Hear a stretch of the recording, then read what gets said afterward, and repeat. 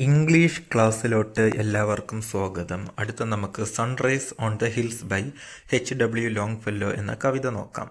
ആദ്യം പൊയ്റ്റിനെ കുറിച്ച് കുറച്ച് കാര്യങ്ങൾ നോക്കാം. അദ്ദേഹം ഒരു അമേരിക്കൻ പൊയ്റ്റാണ്, എഡ്യൂക്കേറ്ററാണ്, ട്രാൻസ്ലേറ്ററാണ്, ഹാർവേഡ് യൂണിവേഴ്സിറ്റിയിലെ പ്രൊഫസറായിരുന്നു. 1807 ഫെബ്രുവരി 27 പോർട്ട്ലാൻഡിൽ ജനിച്ചു. അദ്ദേഹം വളരെയധികം സംഗീത വൈദഗ്ധ്യമുള്ള ലിറിക് പോയംസ് എഴുതിയിട്ടുണ്ട്. ഹെക്സാമീറ്റർ, ഫ്രീ വേഴ്സ്, അനാപസ്റ്റിക് മീറ്റർ, ട്രോക്കേക് മീറ്റർ എല്ലാം ഉൾപ്പെടുത്തിക്കൊണ്ട് പലതരത്തിലുള്ള കവിതകൾ എഴുതി പുതിയ പുതിയ പരീക്ഷണങ്ങൾ അദ്ദേഹം നടത്തിയിട്ടുണ്ട്.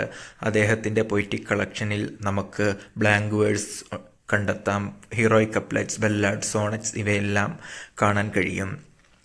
Paul Revere write The Song of Hiawatha, Evangeline, A Psalm of Life, The Wreck of the Hesperus and the Children's Hour. ഇതൊക്കെയാണ് അദ്ദേഹത്തിൻ്റെ കുറച്ച് ഇമ്പോർട്ടൻ്റ് വർക്ക്സ്.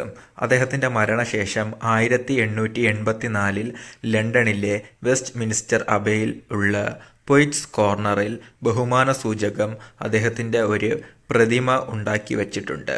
അത്തരത്തിൽ ഒരു ആദരവ് ലഭിക്കുന്ന ആദ്യത്തെ അമേരിക്കൻ പൊയ്റ്റ് കൂടിയാണ് H.W. ലോങ്ഫെല്ലോ. ഇനി പൊയത്തിനെ കുറിച്ച് കുറച്ച് കാര്യങ്ങൾ നോക്കാം. About the poem sunrise on the hills Longfellow 1839 publish ചെയ്ത വോയിസസ് ഓഫ് ദ നൈറ്റ് എന്ന കളക്ഷനിലാണ് ഉൾപ്പെടുത്തിയിരിക്കുന്നത്. പിന്നെ ഇതിൽ അദ്ദേഹം എക്സ്പ്ലോർ ചെയ്യുന്ന തീംസ് എന്ന് പറയുമ്പോൾ healing power of nature, the beauty of the natural world, the strength and the resilience of the human spirit. ഇതിൽ സൺറൈസിനെ ഒരു റീജുവനേറ്റിംഗ് ഫോഴ്സായിട്ട് ഡെപ്പിക്റ്റ് ചെയ്തിരിക്കുന്നു.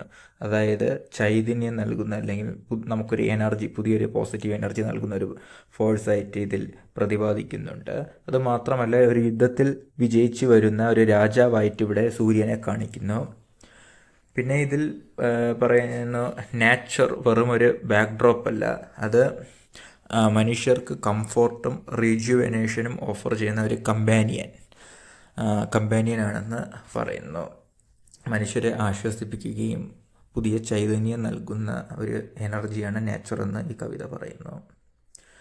അടുത്ത ഇതിൽ ഒത്തിരി പൊയ്റ്റിക് ഡിവൈസസ് ഉപയോഗിച്ചിട്ടുണ്ട്. ഇമേജറി, മെറ്റഫേഴ്സ്, പേഴ്സണിഫിക്കേഷനൊക്കെ ഉപയോഗിച്ചിട്ടുണ്ട്. അടുത്ത് ഈ കവിതയുടെ ലൈൻ ബൈ ലൈൻ അനലൈസിസ്. ആദ്യം മനസ്സിൽ ഒരു വലിയ മലയുടെ മുകളിൽ നിന്ന് സൂര്യൻ ഉദിക്കുന്നത് നോക്കുന്നതായിട്ട് സങ്കല്പിക്കുക. എന്നിട്ട് ഈ കവിത വായിക്കുക. I stood upon the hills when heaven's wide arc was glorious with the sun's returning march. അപ്പോൾ കവി ഒരു ഹിൽ ടോപ്പിൽ നിന്ന് സൺറൈസ് ഒബ്സർവ് ചെയ്യുകയാണ്. സൂര്യൻ ഉദിക്കുന്ന സമയത്ത് മേഘങ്ങൾ, ആകാശം ഇതെല്ലാം ആ ഒരു ഗോൾഡൻ ഓറഞ്ച് കളറിൽ തിളങ്ങുന്നത് കാണാൻ നല്ല ഭംഗിയാണ്. അപ്പോൾ ആ ഒരു ദൃശ്യം കവി ഹിൽ ടോപ്പിൽ നിന്ന് ഒബ്സർവ് ചെയ്യുകയാണ്. ഹെവൻസ് വൈഡ് ആർക്ക് ഇൻഡിക്കേറ്റ് ചെയ്യുന്നത് വാസ്റ്റ് എക്സ്പാൻസ് ഓഫ് സ്കൈ. ആർക്ക് എന്നാൽ ആ ഒരു ഹൊറിസോൺ, ലാൻഡും സ്കൈയും മീറ്റ് ചെയ്യുന്ന ഒരു പോയിന്റ്. ഇവിടെ സൺസ് റിട്ടേണിംഗ് മാർച്ച് എന്ന് പറയുന്നത് സൂര്യൻ റൈസ് ചെയ്യുകയല്ല, ഒരു യുദ്ധത്തിൽ ജയിച്ചു വരുന്ന സോൾജേഴ്സിനെ പോലെ അല്ലെങ്കിൽ ഒരു രാജാവിനെ പോലെ റിട്ടേൺ ചെയ്യുന്നു എന്ന് ആണ് പറയുന്നത്. ഇവിടെ യുദ്ധം എന്നാൽ നൈറ്റ് അല്ലെങ്കിൽ ഡാർക്ക്നെസ്സുമായിട്ടുള്ള യുദ്ധമാണ്. And woods were brightened. അപ്പോൾ സൂര്യൻ ഉദിച്ചു തുടങ്ങുമ്പോൾ തന്നെ ഈ ഒരു ഹിൽ ടോപ്പിലാണ് നിൽക്കുന്നതെന്ന് പറയുന്നു കവി. അതിൻ്റെ സമീപത്തുള്ള ഒരു മലപ്രദേശവും ആ മലയിലുള്ള കാടുകളിലെല്ലാം പ്രകാശം പരക്കുന്നു. അവിടെ ഡാർക്ക്നെസ് മാറി മരങ്ങളുടെ ഇടയിലൂടെ പ്രകാശം കടന്നു ചെന്ന് ഇലുമിനേറ്റ് ചെയ്യുന്നു ആ ഒരു വുഡ്സിനെ അല്ലെങ്കിൽ ഒരു ഫോറസ്റ്റിനെ. And soft gales went forth to kiss the sun clad vales. Soft gales എന്നാൽ ഇളം കാറ്റ്, സൺ ക്ലേഡ് വെയിൽസ് എന്നാൽ സൂര്യപ്രകാശം കൊണ്ട് പൊതിഞ്ഞ താഴ്വാര, വേലീസ്. അപ്പം സൺക്ലേഡ് വെയിൽസിനെ കിസ് ചെയ്യുന്നത് പോലെ ഇളം കാറ്റ് വീശുന്നു.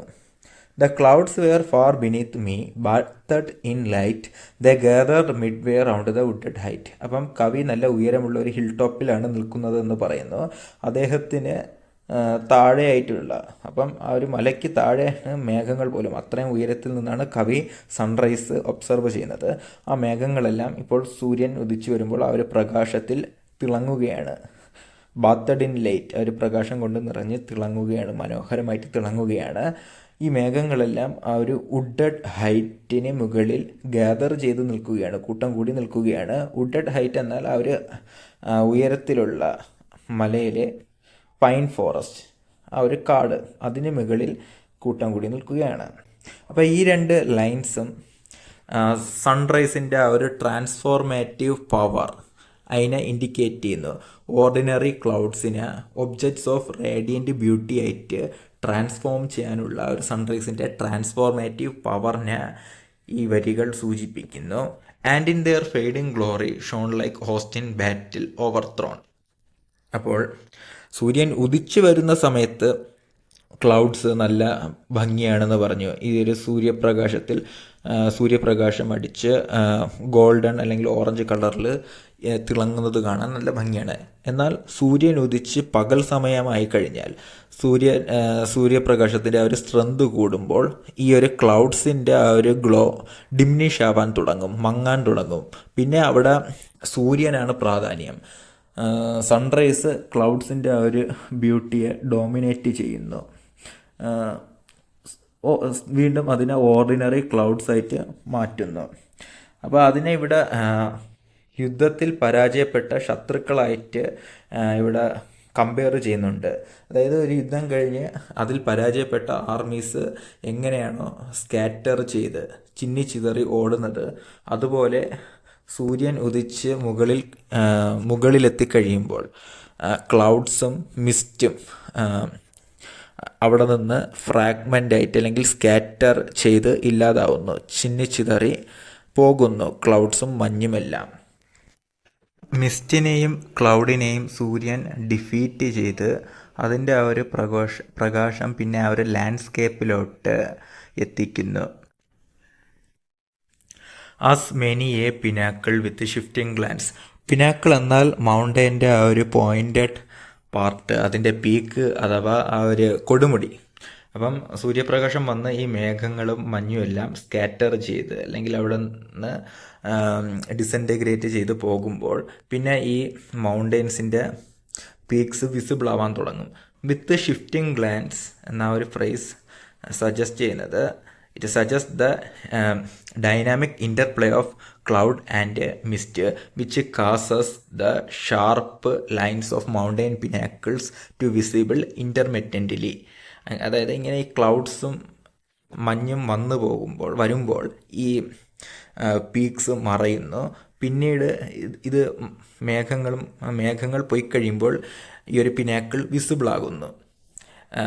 അതിനെയാണ് ആ ഒരു ഷിഫ്റ്റിംഗ് ഗ്ലാൻസ് എന്ന് ഫ്രേസ് കൊണ്ട് ഇൻഡിക്കേറ്റ് ചെയ്യുന്നത്. Throw the grey mist trust up wits shattered lands. അപ്പോൾ ഇവിടെ ഉദ്ദേശിക്കുന്നത് ഇവിടെ ഒരു പേഴ്സോണിഫിക്കേഷൻ നൽകുകയാണ്. അതായത് സോൾജേഴ്സ് കുന്തം പിടിച്ച് പൊക്കുന്നത് പോലെയാണ് മൗണ്ടെയ്ൻസ് അതിൻ്റെ ആ ഒരു ഷാർപ്പ് പോയിൻറ്റഡ് പീക്ക് ഈ മേഘങ്ങൾക്ക് ഇടയിലൂടെ ഇങ്ങനെ ഉയർത്തുന്നതെന്ന് കവി പറയുന്നു. അത് മറ്റൊരു ഇൻ്റർപ്രറ്റേഷൻ എന്ന് പറയുമ്പോൾ സൂര്യൻ നൈറ്റ് അല്ലെങ്കിൽ ഡാർക്ക്നെസ്സുമായിട്ടുള്ള ബാറ്റിൽ കഴിഞ്ഞ് വിജയിച്ച് വരുന്നത് പോലെ നൈറ്റുമായിട്ടുള്ള ഒരു ബാറ്റിലിൻ്റെ സർവൈവേഴ്സാണ് മൗണ്ടെയ്ൻസ് എന്ന് പറയുന്നു, അല്ലെങ്കിൽ മൗണ്ടെയ്ൻ പീക്സ് എന്ന് പറയുന്നു. ലാൻഡ്സ് എന്നാൽ കുന്തം. ഷാറ്റേർഡ് ലാൻഡ്സ് ഇൻഡിക്കേറ്റ് ചെയ്യുന്ന യുദ്ധം കഴിഞ്ഞിട്ട് തകരാറ് പറ്റിയ ആ ഒരു ആയുധ അവശിഷ്ടങ്ങളെയാണ്. അതായത് ആ ഒരു മൗണ്ടൈൻ പീക്സ് നൈറ്റുമായിട്ടുള്ള ബാറ്റിലിൻ്റെ സർവൈവേഴ്സ് ആണെന്ന് ഇൻഡിക്കേറ്റ് ചെയ്യുന്നു. അവർ ആ ഒരു ഗ്രേ മിസ്റ്റിലൂടെ അവരുടെ ആ ഒരു പിനാക്കിൾസ് കൂർത്ത ഭാഗം ട്രസ്റ്റ് അപ്പ് ചെയ്യുന്നു, ഇങ്ങനെ പൊക്കിപ്പിടിക്കുന്നു എന്ന് പറയുന്നു. And rocking on the cliff was left. ഇവിടെ രണ്ട് രീതിയിൽ ഇൻ്റർപ്രറ്റ് ചെയ്യാം. ഒന്നാമത്തത് ആ ഒരു ക്ലിഫിൽ ഉറച്ചു നിൽക്കുന്ന മരങ്ങളെല്ലാം നാച്ചുറൽ ഡിസാസ്റ്റർ കാരണം പോയി, അല്ലെങ്കിൽ ആ ഒരു ക്ലിഫിന് മുകളിലുള്ള മേഘങ്ങളെല്ലാം പോയി കഴിഞ്ഞു ക്ലിഫ് പൂർണ്ണമായിട്ടും വിസിബിൾ ആയി എന്നാണ്. അപ്പോൾ ഈ ഒരു കവിത നിങ്ങൾ ഇമാജിനേഷൻ അനുസരിച്ച് എങ്ങനെ വേണോ ഇൻ്റർപ്രറ്റ് ചെയ്യാം. The dark pine blasted bare and cleft. അപ്പോൾ അവിടെ നിൽക്കുന്ന ഡാർക്ക് പൈൻ മരങ്ങൾ ബ്ലാസ്റ്റഡ് അപ്പം ഒന്നെങ്കിൽ ഇടിമിന്നലേറ്റോ അല്ലെങ്കിൽ വേനൽ സമയത്തുള്ള കാട്ടുതീയോ കാരണം അത് കരിഞ്ഞു പോയതാണ്. ബെയർ അതിൻ്റെ കൊണ്ടകളോ ഇലകളോ ഒന്നുമില്ല. ക്ലെഫ്റ്റ് രണ്ടായി പിളർന്ന് നിൽക്കുകയാണ്. The veil of cloud was lifted and below glowed rich valley and rivers flow was darkened by the forest shade or glistened by in the white cascade. അപ്പം ദ വെയിൽ ഓഫ് ക്ലൗഡ് മേഘത്തിൻ്റെ അടപ്പ് അല്ലെങ്കിൽ ആവരണം was removed. ഇപ്പം മേഘം മുഴുവൻ അവിടെ നിന്ന് പോയി കഴിഞ്ഞു. ഇപ്പം ഫുൾ സൂര്യപ്രകാശം നേരിട്ട് വന്ന് അവിടെ പതിക്കുകയാണ്. ആ ഒരു സൂര്യപ്രകാശത്തിൽ ആ ഒരു വേലി താഴ്വാരം മുഴുവൻ മനോഹരമായി തിളങ്ങുന്നു. അതുവഴി ഒരു നദി ഒഴുകുന്നു. അവിടുത്തെ കാടുകളിലെ മരങ്ങളുടെ ആ ഒരു തണൽ കാരണം അല്ലെങ്കിൽ ആ ഒരു ഷെയ്ഡ് കാരണം ഈ നദി ഡാർക്ക് കളറിലാണ് ഒഴുകുന്നത്. ഇടയ്ക്കിടയ്ക്ക് വെള്ളച്ചാട്ടമുണ്ട്. വൈറ്റ് കാസ്കേഡ് എന്നാൽ ചെറിയ വെള്ളച്ചാട്ടത്തിനെയാണ് ഉദ്ദേശിച്ചിരിക്കുന്നത്. അപ്പം വെള്ളച്ചാട്ടമുള്ള ഭാഗത്തും മരങ്ങൾ കുറവായിരിക്കും. അവിടെ ഈ നദി തിളങ്ങുന്നു, പ്രകാശമടിച്ച് തിളങ്ങുന്നു. അപ്പോൾ ഇവിടെ കവി ആ ഒരു സൺറൈസിൽ നിന്ന് കവിയുടെ ആ ഒരു ഫോക്കസ് ഷിഫ്റ്റ് ആ ഒരു മറ്റ് നാച്ചുറൽ ബ്യൂട്ടി, ആ ഒരു ലാൻഡ്സ്കേപ്പിൻ്റെ നാച്ചുറൽ ബ്യൂട്ടിയിലോട്ട് കവിയുടെ ഫോക്കസ് ഷിഫ്റ്റ് ചെയ്യുകയാണ്. അവിടുത്തെ വുഡ്സിലോട്ടും ആ താഴ്വാരത്തിലോട്ടും പിന്നെ നദി, അതുപോലെ തന്നെ അവിടുത്തെ പക്ഷികൾ, മരങ്ങൾ, ഇതിലോട്ടെല്ലാം കവിയുടെ ആ ഒരു ഫോക്കസ് ഷിഫ്റ്റ് ചെയ്യുകയാണ്. Where upward in the mellow blush of day the noisy bittern wheeled his spiral way. അപ്പം ആ ഒരു പ്രഭാതത്തിൻ്റെ മെല്ലോ ബ്ലഷ് എന്ന് പറയുമ്പം മനോഹരമായ പുഞ്ചിരി. അപ്പോൾ ആ ഒരു പ്രഭാതത്തിൻ്റെ മനോഹരമായ പുഞ്ചിരിയിൽ നോയ്സി ബിറ്റൺ വടക്കേ അമേരിക്കയിൽ കാണപ്പെടുന്ന ഒരു ഇനം പക്ഷിവർഗമാണ്. അപ്പം സൂര്യൻ ഉദിച്ച് രാവിലെയായി. ആ ഒരു സന്തോഷത്തിൽ അവിടെ ആകാശത്ത് ബിറ്റൺ എന്ന പക്ഷി വട്ടത്തിൽ പറക്കുകയാണ്. അടുത്ത സ്റ്റാൻസയിലോട്ട് പോകാം. I here the distant waters dash. അപ്പോൾ ഈ നദി ഒഴുകുമ്പോൾ ഈ നദിയിലെ വെള്ളം നദീതീരത്തും പാറകളിലും ഒക്കെ ചെന്നിടിച്ച് സൗണ്ട് ഉണ്ടാക്കും. ആ സൗണ്ട് കവി കേട്ടു എന്ന് പറയുന്നു. ഐ സാ ദ കറണ്ട് വേൾ ആൻഡ് ഫ്ലാഷ്. വേൾ എന്നാൽ ചുഴി. അപ്പോൾ നദിയിൽ ചുഴി ഉണ്ടെന്ന് കവി കണ്ടു. അതുമാത്രമല്ല ഫ്ലാഷ് എന്നിവിടെ ഉദ്ദേശിച്ചിരിക്കുന്നത് ഈ സൂര്യപ്രകാശം നദിയുടെ വെള്ളത്തിലടിച്ച് ആ ഒരു പ്രകാശത്തിനെ റിഫ്ലക്റ്റ് ചെയ്യുന്നു, അല്ലെങ്കിൽ നദിയുടെ വെള്ളം തിളങ്ങുന്നു സൂര്യപ്രകാശം അടിച്ച്. ഇത് കവി കണ്ടെന്ന് പറയുന്നു. And richly by the blue lakes silver beach the woods were bending with a silent reach. അടുത്ത അവിടെ ഒരു ലേക്ക് ഉണ്ടെന്ന് കവി പറയുന്നു. ആ ലേക്കിലെ വെള്ളത്തിൻ്റെ കളർ ബ്ലൂ ആണ്. അത് ആകാശത്തിൻ്റെ ഒരു നീല കളറിനെ റിഫ്ലക്റ്റ് ചെയ്യുന്നതാവാം. ആ ലേക്കിൻ്റെ ബീച്ചിൻ്റെ കളർ സിൽവർ എന്ന് പറയുന്നു. ഒരു പക്ഷേ ആ ഒരു സാൻഡും പെബിൾസും ഒക്കെ സൂര്യപ്രകാശത്തിനെ റിഫ്ലക്റ്റ് ചെയ്യുന്നത് കൊണ്ടാവാം സിൽവർ കളറായത്. ലേക്കിന് ചുറ്റുമുള്ള മരങ്ങൾ ആ ലേക്കിലെ വെള്ളത്തിന് തൊടാൻ വേണ്ടി ബെൻഡ് ചെയ്യുന്നു എന്ന് കവി പറയുന്നു. Then over the vale with a gentle swell, the music of the village bell came sweetly to the echo-giving hills. അപ്പം പിന്നീട് ആ ഒരു താഴ്വാരത്ത് വില്ലേജ് ബെല്ലിൻ്റെ മ്യൂസിക് കേട്ടു. അത് ഒരു എക്കോ പോലെ വളരെ സ്വീറ്റായിട്ട് അവിടെ മുഴങ്ങിക്കൊണ്ടേയിരുന്നു. And the wild horn whose voice the woodland fills was ringing to the merry shout. പിന്നെ അവിടെ വൈൽഡ് ഹോൺ കേൾക്കാൻ തുടങ്ങി. വൈൽഡ് ഹോൺ ഹണ്ടേഴ്സ് ഉപയോഗിക്കുന്ന ഒരു ഹോണാണ്.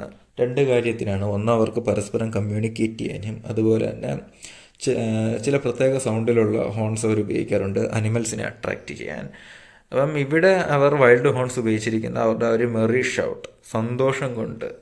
ഒന്നെങ്കിൽ അവിടെ ഈ പ്രഭാതം സൂര്യൻ ഉദിച്ചതിൻ്റെ ഒരു സന്തോഷമായിരിക്കാം, അല്ലെങ്കിൽ എല്ലാവരും കൂടി ഒരുമിച്ചൊരു ഹണ്ടിങ് പാർട്ടി നടത്തുന്നതായിരിക്കാം. ഇത് അവിടെ ഒരു ഫോറസ്റ്റിലെ ഹ്യൂമൻ പോപ്പുലേഷൻ്റെ ഒരു പ്രസൻസിനെ ഇൻഡിക്കേറ്റ് ചെയ്യുന്നു, ഹ്യൂമൻ ആക്ടിവിറ്റീസിനെ ഇൻഡിക്കേറ്റ് ചെയ്യുന്നു. That faint and far the glen sent out were answering to the sudden shot. അപ്പോൾ അവിടെ പെട്ടെന്നൊരു വെടിയുച്ച കേട്ടു. ആ ഒരു വെടിയുച്ചയ്ക്ക് മറുപടി നൽകുന്നത് പോലെ ആ ഒരു ഗ്ലെൻ എന്നാൽ താഴ്വാരം, ഗ്ലെൻ മറുപടി നൽകുന്നത് പോലെ മങ്ങിയ ഒരു സൗണ്ട് ഉണ്ടാക്കി. Thin smoke through thick leaved branches from the dingle brook. Dingle എന്ന് പറഞ്ഞാലും വേലി അല്ലെങ്കിൽ താഴ്വാരം എന്നാണ് അർത്ഥം. അപ്പോൾ ഒരു ഡിങ്കിളിലെ നല്ല തിക്ക് ലീവ്സ് ഉള്ള മരങ്ങൾക്ക് ഇടയിലൂടെ സ്മോക്ക് വന്നു. ഇത് ആ